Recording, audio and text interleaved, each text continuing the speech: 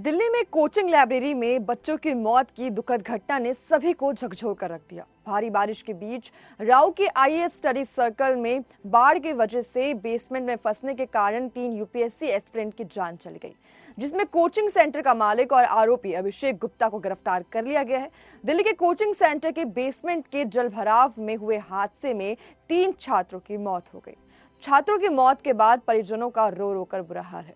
इसमें एक student UP की बायोलॉजी स्टूडेंट श्रेया यादव थी, केरल का जेएनयू पीएचडी स्टूडेंट नेविन डेल्विन था और बिहार की स्टूडेंट तानिया शामिल थी। सोशल मीडिया पर यूपीएससी एस्पिरेंट ट्रेंडिंग में है। इस कड़ी में आपको बता दें कि दिल्ली के आईएएस और आईपीएस की तैयारी करने वाले छात्रों की जिंदगी को देखते हुए कुछ फिल्में और वेब सीरीज बनाई गई थी। दिल्ली में जिस जगह ये हादसा हुआ है वहां एस्पिरेंट सीरीज की शूटिंग हुई थी।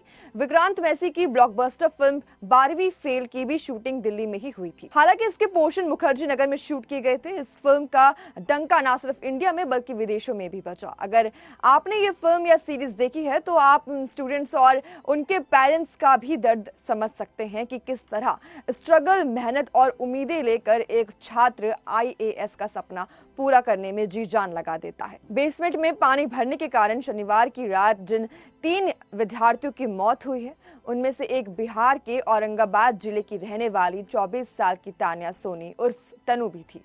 वह 1.5 साल से यूपीएससी की तैयारी कर रही थी। परिजनों को घटना की जानकारी टीवी पर समाचार से मिली। उन्होंने फोन कर जैसे तैसे कुछ लोगों से जानकारी जुटाई तो पता चला कि पानी में डूबने के कारण तानिया की जान चली गई है। तानिया नवीन नगर पंचायत क्षेत्र के मस्जिद गली निवासी विजय सोनी की बेटी थी। वो दिल्ली यूनिवर्सिटी से ग्रेजुएट थी। हादसे की सूचना पर तनु के दादा गोपाल प्रसाद सोनी की आंखों में आंसू आ गए। उन्होंने बताया कि उम्मीद थी कि एक दिन वह यूपीएससी में सफलता प्राप्त करेगी। एक हादसे ने सारी उम्मीदों पर पानी फेर दिया।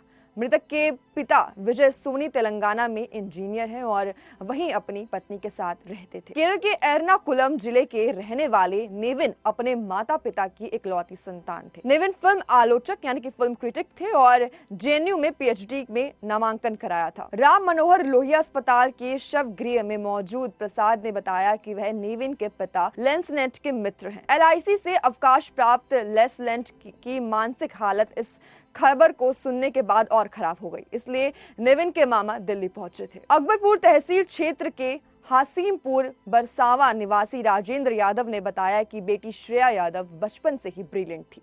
इंटर की परीक्षा पास करने के बाद उसने केएनआई सुल्तानपुर से बीआरएस और एमएससी एग्रीकल्चर से की थी। अप्रैल 2024 में ही सिविल सर्विसेज की तैयारी के लिए दिल्ली के राव आईएएस कोचिंग संस्थान में दाखिला लिया था। वह आईएएस बनने का सपना लेकर दिल्ली गई थी। परिजनों ने बताया था कि 26 जुलाई को ही उनकी उससे बात हुई थी। श्रेया के पिता राजेंद्र यादव बसखारी बाजार में दूध डेयरी की दुकान चलाते हैं। मां हाउसवाइफ है और उनके 2 भाई हैं। उसके चाचा धर्मेंद्र यादव समाजवादी पार्टी के राष्ट्रीय प्रवक्ता है। उन्हीं की देखरेख में वह दिल्ली में तैयारी कर रही थी। सूचना मिलने पर परिवार के लोगों को विश्वास नहीं हो रहा था। श्रेया के चाचा धर्मेंद्र यादव ने एकेडमी के खिलाफ कड़ी कार्रवाई करने की मांग की है। उन्होंने दिल्ली पुलिस की ओर से कोई जानकारी न देने और घटना के बाद भतीजी का चेहरा न दिखाने पर भी ऐतराज जताया है। वहीं यूपी के मुख्यमंत्री योगी आदित्यनाथ ने हादसे पर शोक जताया और अधिकारी की उनके घर संवेदना प्रकट करने पहुंचे। कोचिंग सेंटर का मालिक अभिषेक गुप्ता काफी समय से कोचिंग चला रहा था। अभिषेक के लिंक्डइन प्रोफाइल के अनुसार वह फरवरी 2009 से राव के आईएएस स्टडी सर्कल के सीईओ हैं। अभिषेक गुप्ता ने 2004 से 2006 तक वॉटसन व्याट में एनालिस्ट के रूप में काम किया। इतना ही नहीं, अभिषेक इवैल्यूएटर में भी एनालिस्ट रह चुके हैं। 2007 और 2008 के बीच वह जॉन्स लैंग लासेल में कॉर्पोरेट सॉल्यूशन डिपार्टमेंट में काम भी कर चुके हैं। अभिषेक की स्कूली शिक्षा दिल्ली में मॉडर्न स्कूल से हुई है। वहीं उनकी ग्रेजुएशन शहीद Sukhdev college of business studies से हुई है। तो हमारी आज की इस जानकारी में बस इतना ही। देखते रहिए द न्यूज़ 15। वीडियो को लाइक, चैनल को सब्सक्राइब करना बिल्कुल ना भूलें।